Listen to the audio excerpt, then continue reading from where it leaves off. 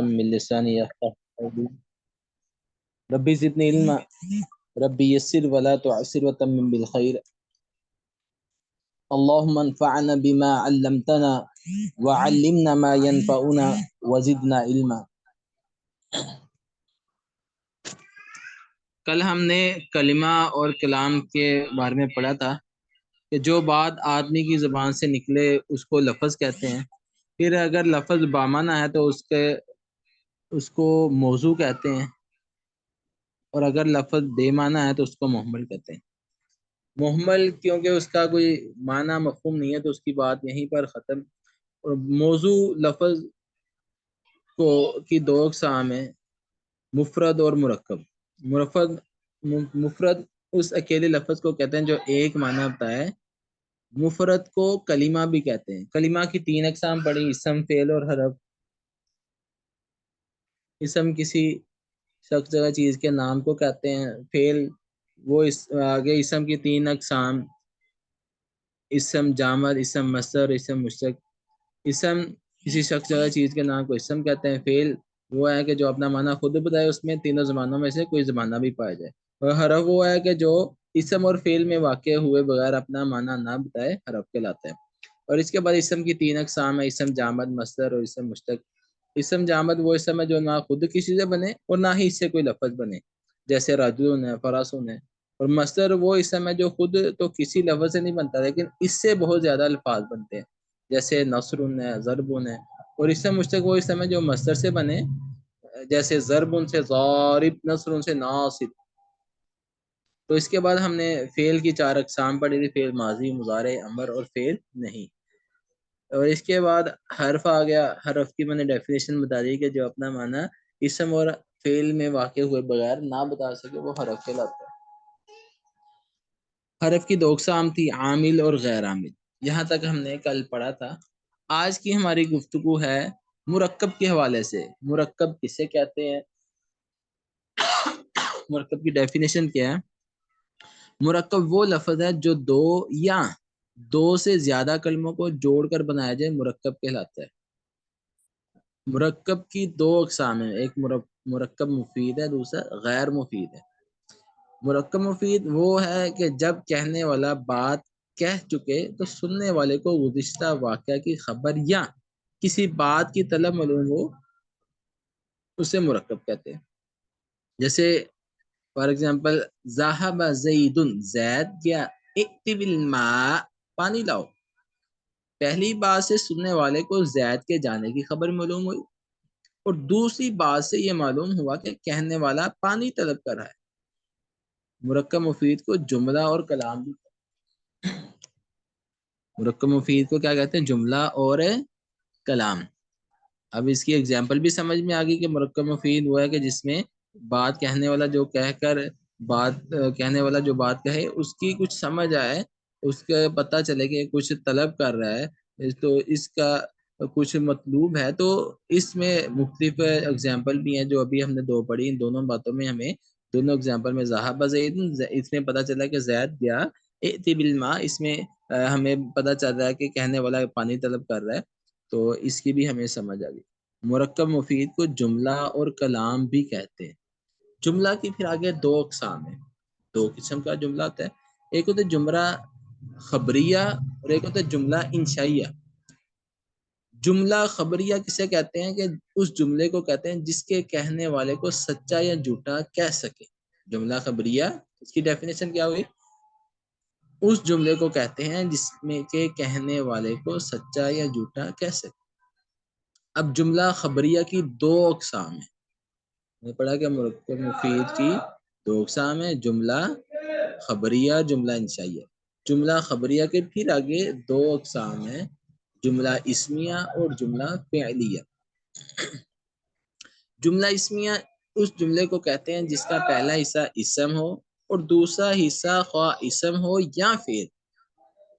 جملہ اسمیہ کی ڈیفینیشن کو غور سے سمجھیں کہ جس کا پہلا حصہ اسم ہو، دوسرا کبھی اسم بھی ہوتا ہے کبھی فعل بھی ہوتا ہے، دونوں طرح دوسرا حصہ آ سکتا ہے، لیکن لازمی ہے، کمپلسری ہے کہ پہلا حصہ اسم ہی ہو تو وہ جملہ اسمیہ کہلائے گا۔ فار ایگزامپل زید عالم اور زید عالم، ان میں سے ہر ایک جملہ اسمیہ خبریہ ہے. ان کا پہلا حصہ مستند الیہ جس کو مبتدا کہتے ہیں، پہلا حصہ مستند الیہ جس کو مبتدا کہتے ہیں، اور دوسرا حصہ مستند جس کو خبر کہتے ہیں.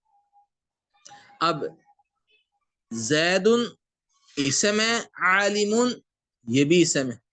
زید مبتدا، عالم خبر، مبتدا اپنی خبر سے مل کر جملہ اسمیہ خبریہ بنتا ہے. اب دوسری اگزامپل زید عالم، پہلی مثال میں تھا زید عالم ہے، زید عالم، زید عالم ہے، بات سمجھ آئی. دوسری اگزامپل میں زید عالم، زید نے جان لیا. زید مبتدا، عالمہ یہ فعل ہے، یہ اس کی خبر بن رہی ہے. تو اب مبتدا اپنی خبر سے مل کر جملہ اسمیہ خبریہ ہوا. اب جملہ اسمیہ خبریہ کے معنوں میں ہے، ہوں آتا ہے. جملہ فعلیہ، جملہ اسمیہ کی سمجھ آگے نہ گئے، جس کا پہلا حصہ اسم ہو، دوسرا کبھی اسم ہوتا ہے کبھی فعل ہوتا ہے، دونوں طرح آ سکتا ہے. وہ مختلف ایگزامپل میں چینج بھی ہو سکتا ہے، ڈفرنٹ آتا ہوتا ہے. جملہ فعلیہ وہ جملہ ہے اس کا پہلا حصہ فعل اور دوسرا حصہ فاعل ہوتا ہے. جملہ فعلیہ وہ جملہ جس کا پہلا حصہ فعل اور دوسرا حصہ فاعل ہو، جیسے علم زید، سمع بکر، پہلا حصہ فعل اور دوسرا حصہ اس کا فاعل ہوتا ہے. اسی طرح اس کے پہلے حصے کو مسند الیہ اور دوسرے کو مستند، ان میں سے ہر ایک جملہ فعلی ہے اور ان کا پہلا حصہ مسند ہوتا ہے. پہلا حصہ کیا ہوتا ہے؟ مسند ہوتا ہے، اور جس کو فعل کہتے ہیں، اور دوسرا حصہ مسند الیہ جس کو فاعل کہتے ہیں. پہلا حصہ مسند جس کو فعل کہتے ہیں اور دوسرا حصہ مسند الیہ جس کو فاعل کہتے ہیں. اب ہم نے جملہ اسمیہ میں بھی اور جملہ فعلیہ میں مسند اور مسند الیہ پڑھا ہے. اب ہمیں پتہ چلنا چاہیے مسند اور مسند الیہ ہوتا کیا ہے، ان کی ڈیفینیشن کیا ہے. مسند کسے کہتے ہیں؟ مسند الیہ کسے کہتے ہیں؟ مسند الیہ وہ ہے جس کی طرف کسی اسم یا فعل کی نسبت کی جائے، اس کو مبتدا اس لیے کہتے ہیں کہ اس سے جملہ کی ابتدا ہوتی ہے. مسند الیہ وہ اسم ہے جس کی طرف کسی اسم یا فعل کی نسبت کی جائے، اسے مسند الیہ کہتے ہیں. جیسے پہلی مثال میں ہم نے پڑھا زید عالم، تو اس میں جو ہے زید کیا ہے؟ مسند الیہ، کیونکہ عالم ہونے کی نسبت زید کی طرف کی جا رہی ہے. تو اس لیے زید عالم، زید جو ہے یہ مسند الیہ اور عالم مسند ہے. ہم نے مسند الیہ کی ڈیفینیشن پڑھی ہے کہ مسند الیہ وہ ہے جس کی طرف کسی اسم یا فعل کی نسبت کی جائے. اب عالم جو ہے یہ اسم ہے، اس کی نسبت کی جا رہی ہے. دوسری ایگزامپل میں زید عالم ہے، اب اس میں زید مسند الیہ اور عالمہ فعل ہے، اس کی نسبت زید کی طرف کی جا رہی ہے. تو اس لیے یہ عالمہ مسند ہوا اور زید مسند الیہ. اسی طرح نیچے والی مثالیں، عالمہ، عالمہ مسند ہے اور فعل ہے، اور زید یہ فاعل ہے اور مسند الیہ ہے، کیونکہ زید کی طرف نسبت کی جا رہی ہے کہ زید جانتا ہے، زید کی طرف نسبت کی گئی ہے.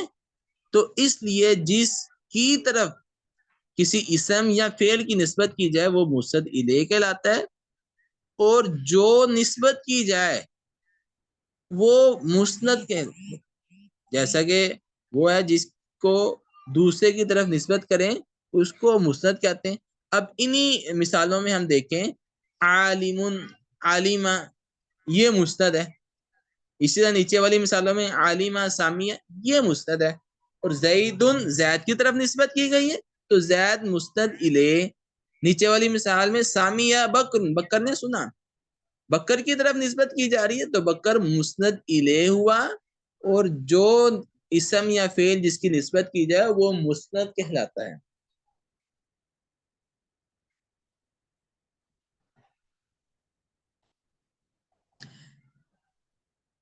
اسم مسند اور مسند الیہ دونوں ہو سکتا ہے. اسم کبھی مسند بھی ہوتا ہے اور کبھی مسند الیہ بھی ہوتا ہے. جیسے زید عالم، کہ اس میں زید جو ہے اور عالم جو ہے دونوں اسم ہے اور عالم کی نسبت زید کی طرف کی جا رہی ہے، اس لیے زید مستند الیہ اور عالم مستند. اسم دونوں طرح آ سکتا ہے، مستند بھی آتا ہے اور مستند الیہ بھی آتا ہے. فعل ہمیشہ مستند ہوتا ہے، فعل کبھی بھی مستند الیہ نہیں آتا. فعل مستند ہوتا ہے اور مستند الیہ کبھی بھی استعمال نہیں ہوتا. زید علم، علم زید، ان دونوں جملوں میں علمہ کی نسبت زید کی طرف ہو رہی ہے، اس لیے علمہ مستند ہے اور زید مستند الیہ. علمہ فعل ہے اور مستند ہے. ہم نے پڑھا کہ فعل ہمیشہ مستند استعمال ہوتا ہے اور اسم کبھی مستند بھی ہوتا ہے اور کبھی مستند الیہ بھی ہوتا ہے. حرف نہ مستند ہوتا ہے نہ مستند الیہ ہوتا ہے. اب یہاں پر آپ بات کو سمجھ لیں کہ اسم جو ہے کبھی مستند بھی ہوتا ہے کبھی مستند الیہ ہوتا ہے. جس طرح زید عالم، زید عالمہ، یہ ایگزامپل ہم نے پڑھ لی. اور اسی طرح فعل ہمیشہ مسند ہوتا ہے، مستند الیہ نہیں ہوتا، جس طرح زید عالمہ، عالمہ زید، دونوں مثالوں میں واضح. اسی طرح حرف نہ مستند ہوتا ہے نہ مستند الیہ ہوتا ہے. ترکیب جملہ اسمیہ کی ترکیب اس طرح ہوتی ہے کہ مبتدا پہلے ہوتا ہے، خبر بعد میں ہوتی ہے. جس طرح ہم نے ابھی میں نے ترکیبی ساتھ ساتھ کرے ہوئے، زید عالم، زید مبتدا ہے، عالم خبر ہے. مبتدا اپنی خبر سے مل کر جملہ اسمیہ خبریہ. زید عالم، زید مبتدا، عالمہ خبر. مبتدا اپنی خبر سے مل کر جملہ اسمیہ خبریہ ہوا. اس کا جملہ فعلیہ جو ہے عالمہ زید، عالمہ فعل، زید فاعل، فعل اپنے فاعل سے مل کر جملہ فعلیہ خبریہ ہوا. سمع بکر، سمع فعل، بکر فاعل، فعل اپنے فاعل سے مل کر جملہ فعلیہ خبریہ ہوا. نیچے ایگزامپل وہی ریپیٹ کی گئی ہے، عالمہ زید، زید عالم. اس طرح نیکسٹ پیج پر کچھ ایگزامپل دی ہوئی ہیں، ان کی ترکیب ہم نے کرنی ہے.